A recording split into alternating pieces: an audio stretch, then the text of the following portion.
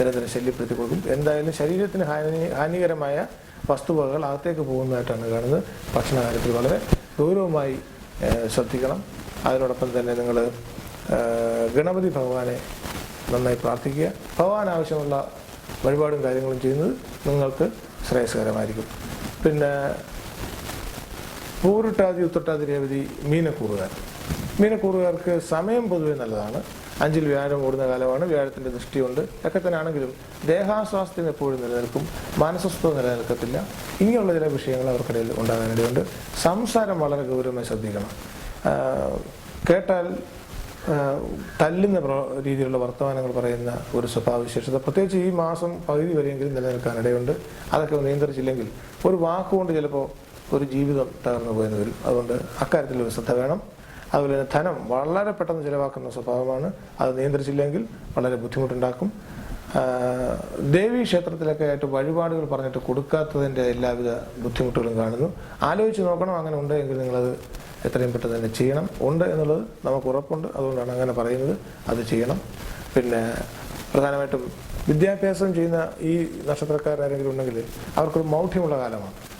ആ മൗഢ്യമുള്ള കാലം എന്ന് വെച്ചാൽ വിദ്യാഭ്യാസ കാര്യത്തിൽ മാത്രം ശ്രദ്ധ കേന്ദ്രീകരിക്കാൻ കഴിയാത്ത കാലം. തലവേദന ഉണ്ടാവും, കണ്ണാടി വെക്കേണ്ടതിൻ്റെ ആവശ്യം ഉണ്ടാവും, നേത്ര സംബന്ധമായ പ്രശ്നം ഉണ്ടാവും. ഇങ്ങനെ എന്തെങ്കിലുമൊക്കെ ഉണ്ടെങ്കിൽ വൈദ്യസഹായം തേടുകയും ദൈവത്തിനോട് പ്രാർത്ഥിക്കുകയും ചെയ്യേണ്ടുന്ന അത്യാവശ്യമാണ്. അതുപോലെ തന്നെ എല്ലാത്തിനോടും ഒരു നിസ്സംഗ സ്വഭാവം കാണിക്കും, ഒരു സന്യാസ മനോഭാവം. കാരണം സന്യാസിയാകാനാണെങ്കിൽ ഒരു ജന്മത്തിൻ്റെ ആവശ്യമില്ല. ഒരു കുടുംബത്തിൻ്റെ ആരായിട്ടാണോ നിങ്ങളിരിക്കുന്നത് ആ റോൾ, ആ ഭാഗം ഭംഗിയെ പ്രവർത്തിക്കാൻ ആവശ്യമായ പ്രവർത്തനങ്ങൾ സ്വീകരിക്കുക. നിങ്ങൾ പ്രാർത്ഥിക്കേണ്ടുന്ന ദൈവം ഭദ്രകാളിയാണ്.